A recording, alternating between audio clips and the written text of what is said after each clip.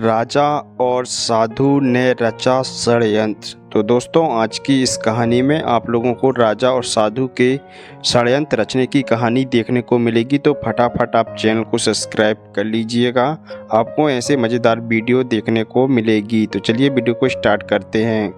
साधु जी प्रणाम। आपकी तपस्या में विघ्न डालने के लिए मैं माफी चाहता हूँ और मैं काफी ज्यादा परेशान हूँ अपने बच्चे को लेके। मैंने काफी पूछा कि आसपास के गांव में कोई भविष्य बताने वाला है तो वो आप ही हैं। तो कृपया करके आप मेरे बच्चे के बारे में बताइए, क्योंकि आप जिसकी भी भविष्यवाणी बताते हैं वो बिल्कुल सही रहती है। तो आप मेरे बेटे राजू के बारे में बताइए, मैं आपका आभारी रहूंगा। ठीक है, तुम कहाँ से आए हो पहले तुम ये बताओ, और तुमको इतनी चिंता क्यों हो रही है अपने बच्चे को लेके, उसके बारे में भी बताओ। मैं ठीक है उसके बारे में बता दूंगा, बाकी उसके ऊपर डिपेंड करता है कि वह कैसे अपने जीवन को जीना चाहता है। बाकी तुम उसका नाम और क्या करता है, उसकी कितनी एज है मुझे बता दो, मैं उसका भविष्य देख के तुमको बता दूंगा। फिर तुम निश्चिंत होके यहाँ से चले जाना और फिर अपने बच्चे को उसके बारे में नहीं बताना। अगर आप तुम बता दोगे तो फिर वो बड़ी दिक्कत में पड़ जाएगा। और तुम मुझको बताओ। साधु जी वो अभी 8वीं क्लास में है, उसका नाम राजू है और वो मेरा बेटा है। उसके भविष्य के बारे में बताइए और वो क्या करेगा आगे चल के, उसी को लेके मैं आपके पास आया हुआ हूँ, जिससे मैं फिर निश्चिंत होकर अपने जीवन व्यतीत करूँ, ताकि उसके भविष्य की चिंता मेरे को बहुत ही ज्यादा सता रही है। तो कृपया करके आप मार्गदर्शन कीजिए उसका कि वो आगे चल के क्या करेगा।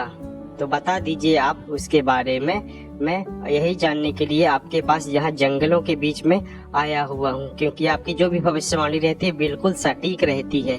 तो कृपया करके आप बता दीजिए कि वो क्या करेगा आगे बड़ा होकर अपने। तुम चिंता मत करो, उसका भविष्य मैंने देख लिया है और बहुत अच्छा इंसान बनेगा और उसकी जिंदगी में राजयोग लिखा हुआ है। वो पास के गांव के राजा की लड़की से शादी करेगा और वो उसका दामाद बनेगा। अब तुम निश्चिंत होकर अपने घर की ओर प्रस्थान करो, वह राजा बनेगा, आपका पुत्र राजू, और तुम घर जाओ और किसी को मत बताना इसके बारे में। और मेरे से अब तुम बहुत कम ही मिलना, क्योंकि अब मेरे को भी कुछ काम है। तो तुम अपने घर की ओर प्रस्थान करो बस, ठीक है। किसान इतनी बात सुनकर वह अपने घर की ओर खुशी खुशी प्रस्थान कर लिया। इधर साधु राजा के पास आ गया और उसको बोलता है कि राजा जी, मैं एक साधु हूँ और जिसके भी भविष्य में देखता हूँ वो सही होता है। अभी मैं एक किसान के बेटे का भविष्य आपको बताने के लिए आया हूँ। आप निश्चिंत हो जाइए, क्योंकि आपकी पुत्री का विवाह बड़े होकर उसी किसान के बेटे से होना है और आपका वह दामाद बनेगा। इसलिए मैं आपको बताने के लिए आ गया हूँ कि एक तुच्छ सा किसान आपकी पुत्री से भविष्य में शादी उसकी ही होगी। तो आप निश्चिंत हो जाइएगा, इसलिए मैं आपको बताने के लिए आपके दरबार में आया हुआ हूँ। आप मेरी बातों को सुनिए। ये क्या फालतू की बकवास कर रहे हो मेरे सामने साधु? तुमको अपनी जान की परवाह नहीं है क्या? कुछ भी उल्टा सीधा यहाँ आकर बोल रहे हो, इसकी तुमको सजा बिल्कुल मिलेगी। तुम इसके बारे में कुछ उल्टा सीधा बोलने का मतलब समझ रही हो कि तुम्हारे भविष्य में तुम्हारा क्या हाल होगा? महाराज, मैं झूठ नहीं बोल रहा हूँ और मैं जिसकी भी भविष्य देखता हूँ वो सही होता है। इसलिए मैंने आपके पास आकर मैंने सोचा कि आपको बतला देता हूँ। आपकी पुत्री का विवाह उस किसान की लड़की से ही होना है भविष्य में। तो आप निश्चिंत हो जाइएगा और इसके बारे में अवश्य सोचिएगा, क्योंकि मेरा काम था बताना। आप इसके बारे में जरूर सोचिए, क्योंकि आपके ही संकट खड़ा हो जाएगा भविष्य में। तो आप इस बारे में थोड़ा जरूर सोचिएगा, नहीं तो मेरे को इस काम से कोई मतलब नहीं है। मैंने तो आपकी भलाई के बारे में ही सोचा कि आपके भविष्य में क्या होगा करके। आप इसके बारे में आपको जानना है, मेरा काम था बताना, मैंने तो आपको बता दिया। ठीक है, आपको मानना है या ना मानो आपकी ये बात है। ठीक है, अब मैं चलता हूँ, क्योंकि मेरे को तपस्या भी करनी है और आप इसके बारे में जरूर सोचिएगा। ठीक है, तुम जाओ, तुम्हारी बातों से मेरे को तो वैसे यकीन नहीं हो रहा है, फिर भी मैं इस बारे में सोचता हूँ और फिर ज़रूरत पड़ेगी तो मैं तुम्हारे पास भी आऊँगा, उसका भी तुम समस्या का हल बताना। ठीक है, अब तुम जाओ, क्योंकि मेरे को मेरी बच्ची से कुछ बात भी करनी है। और तुम जाओ, और समय रहेगा तो मैं तुमसे मिलने के भी लिए आऊँगा। अगर ऐसी कोई बात अगर मेरे मन में खटकेगी, तुम अभी जा सकती हो फ़िलहाल अपने जहाँ से भी आप आए हुए हैं। आपकी मैं इज्जत करता हूँ साधु जी, नहीं तो ये बात कोई और बोलता तो वो यहाँ से वापस नहीं जा पाता। अभी आप जाइए। इधर किसान का बेटा भी अब दिनों दिन बड़ा होता जा रहा है। किसान अपने बेटे से बोलता है, बेटे राजू, तुम पढ़ाई लिखाई में बहुत ही अच्छे हो और तुम इसी तरह पढ़ाई लिखाई करते रहो। देखना तुम एक दिन बहुत ही अच्छे इंसान बनोगे।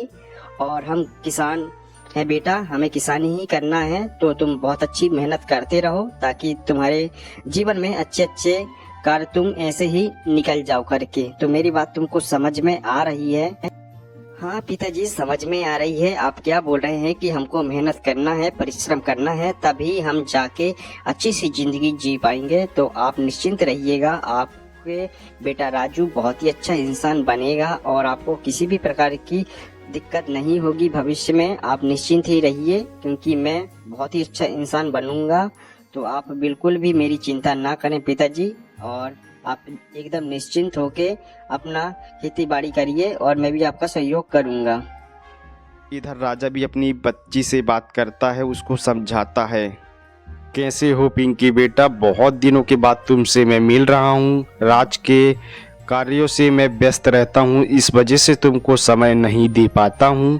तो तुम अपने ज़िंदगी में कुछ भी ऐसे करना कि अपने पिता की तरह, राजा की तरह तुम भी रहना, क्योंकि राजा की पुत्री हो तुम। पुत्री का जीवन बहुत ही अच्छा रहता है और तुम राजा की तरह ज़िंदगी जीना। और तुम क्या बोल रहे हो, बोलो।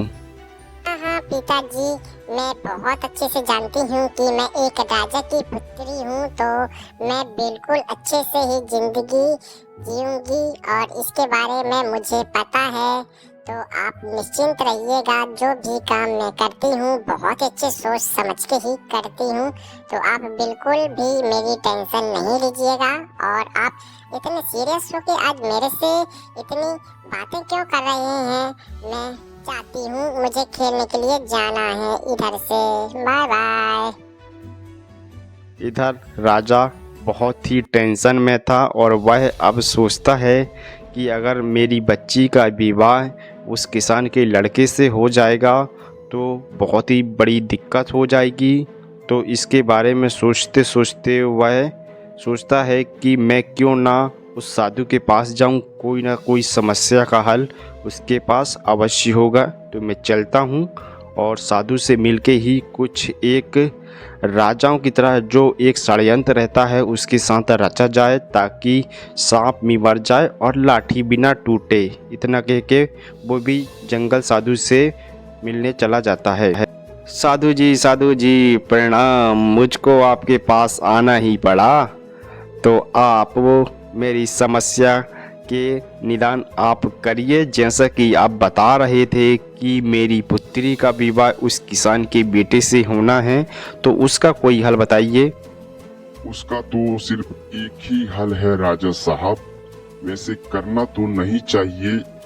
वैसे मैं आपको बतला देता हूँ, आप उस बारे में अगर आप उसको किसी भी तरह उस बच्चे को आप मरवा सकते हैं तो वो उसकी शादी उससे नहीं हो पाएगी। आप उसे किसी भी प्रकार का प्रलोभन देके उसको आप कहीं भेजिएगा और रास्ते में हम उनको जंगल में ही घेर कर मार देंगे, ताकि आपकी जो समस्या है उसका भी निदान हो जाएगा। इसके बारे में आपका क्या कहना है, आप बताइए। मेरा उचित तो नहीं है इस प्रकार का काम करना। अरे तुम टेंशन मत लो, बाकी मैं सब कुछ देख लूँगा। तुमको अभी अपने राजा में जो भी राजकोष है मैं तुमको उपहार के स्वरूप दे दूँगा। बस अब मैं एक प्लान बनाता हूँ, उसको तुमको फॉलो करना है, तुम टेंशन मत लो।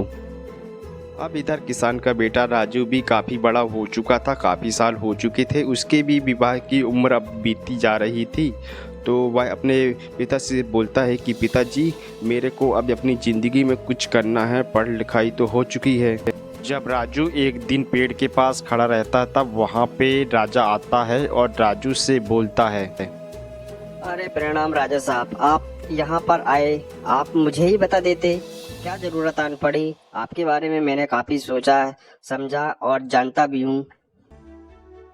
अरे राजू बेटा, मैंने काफ़ी सोचा और समझा कि तुम यहाँ आसपास के गांव में बहुत ही अच्छी पढ़ाई किए हुए हैं, तो इसलिए मैंने तुम्हारे बारे में एक बहुत ही अच्छा काम सोचा है कि तुम मेरे दरबार में काम करोगे।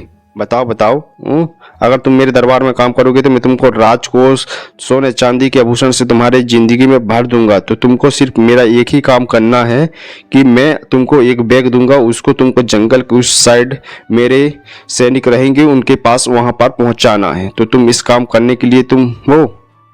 हाँ हाँ, कोई बात सुनना है। ऐसी जिंदगी तो मेरे जीने का सपना है। तुम मेरे को बैग दे दो, मैं उनको सेनापति के पास जंगल की उस साइड भेज दूंगा। तुम निश्चिंत रहो राजा जी, और मेरी जो नौकरी है वो मैं जरूर करूंगा। तो राजा उसके पास जाता है और उसको बैग से भरा हुआ जेवर जवाहरात का जो बैग था उसको दे देता है।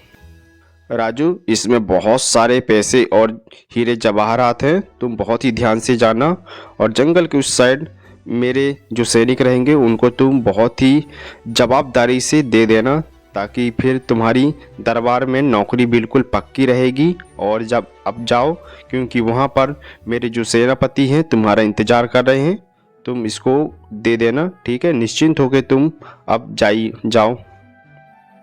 ठीक है राजा साहब, इसको मैं दे दूंगा और बहुत ही जल्दी मैं फिर दरबार में लौटूंगा। इतनी बात सुन के राजा वहाँ से चला जाता है और राजू भी अब उस काम के लिए बैग ले लिया था, तो वो भी सोचता है कि चलो राजा के यहाँ मेरी नौकरी तो लग ही जाएगी।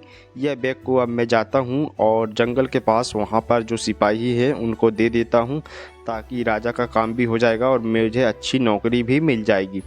इतना कहकर राजू भी वहाँ से निकल जाता है, जंगल की ओर प्रस्थान करता है। तो जंगल की ओर प्रस्थान करते करते बहुत ही ज़्यादा खतरनाक जंगल था और बैग देने के लिए जंगल के उस साइड उसको जाना था, जहाँ पर उसका सिपाही इंतजार कर रहे थे। अरे तुम कौन लोग हो और ये रास्ते में ऐसे क्यों खड़े हुए हो? तुम्हारा क्या इरादा है? मेरी बात सुन रहे हो कि नहीं सुन रहे हो तुम लोग? और तुम कौन लोग हो और ऐसे क्यों खड़े हुए हो यहाँ पे? बोलो, कौन हो तुम लोग? मेरी बातों का तुमको किसी भी प्रकार का असर नहीं हो रहा है क्या? चुप रहो लड़के, तुम हमको जानते नहीं हो, तुम्हारी जान बहुत ही खतरे में है, और ये बैग हमको दे दो, क्योंकि हम डाकू हैं डाकू, और तेरे प्राण यहाँ पर ले लेंगे। तुमको पता नहीं कि तुम किस रास्ते से आए हुए हो। यहाँ से कोई भी जाता है तो वह वापस लौट के घर नहीं जाता है। तो ये बैग हमको दे दो और यहाँ से तुम चुपचाप निकल जाओ, नहीं तो तुम्हें अपने प्राण भी गंवाने पड़ सकते हैं, समझे? अरे अरे, कैसे दे दूं ये बैग? ये बैग किसका है पता है तुमको? ये पास के राजा का बैग है, जो मेरे को किसी सिपाही को देना है, जिससे मैं अपनी जिंदगी में राजा के यहाँ काम कर सकूं और अच्छी जिंदगी जैसे हूँ। तुम हट जाओ मेरे रास्ते से, मैं यह बैग तुमको नहीं दूंगा। तुम समझे कि नहीं समझे? मेरे से ये फालतू की बातें मत करो, मेरा मार्ग छोड़ो और मुझे आगे जाने दो। के मेरी बात समझ में नहीं आ रही है क्या? लगता है तुमको अपनी जान ही गंवानी पड़ेगी। मार दिए। बचाओ बचाओ बचाओ बचाओ। हाँ, हे भगवान मेरी रक्षा करो। चला था, बहुत राजा राजा कर रहा था, अब जा राजा को ही जवाब देना। अब हमसे ऐसे बातें कर रहा था जैसे कोई यहाँ का राजा हो। अब जाओ, अपनी जो भी है बातें ऊपर सुनाना। चलो, हमने तो अपना काम कर दिया, अब हम भी चलते हैं और राजा को बताते हैं कि जो काम आपने दिया था वो काम हो चुका है। चलो साधु जी दरबार में। राजा साहब देखो, हमने आपका काम कर दिया, उस लड़के को रास्ते से हटा दिया है। आप बिल्कुल भी निश्चिंत हो जाइए और हमको अब उचित इनाम दे दीजिए, क्योंकि हमने भी अपना काम कर दिया। और आप टेंशन मुक्त रहिए, क्योंकि आप जिससे शादी करेंगे अब लड़की उसी से होगी। अरे राजा साहब, ये क्या चाकू निकाल लिए? ये क्या कोई खिलौना है? ये क्या कर रहे हैं आप? अरे ये लो, तुमको भी लो ना, सबूत रहेगा ना किसी प्रकार की अब टेंशन रहेगी। तुम भी लो, दोनों को ऐसे मारूंगा कि कोई सबूत ही नहीं बचेगा। इसी प्रकार दोनों मर जाते हैं। तो दोस्तों, अगर आप किसी गलत व्यक्ति का साथ देते हैं तो आपके साथ भी गलत जरूर होगा।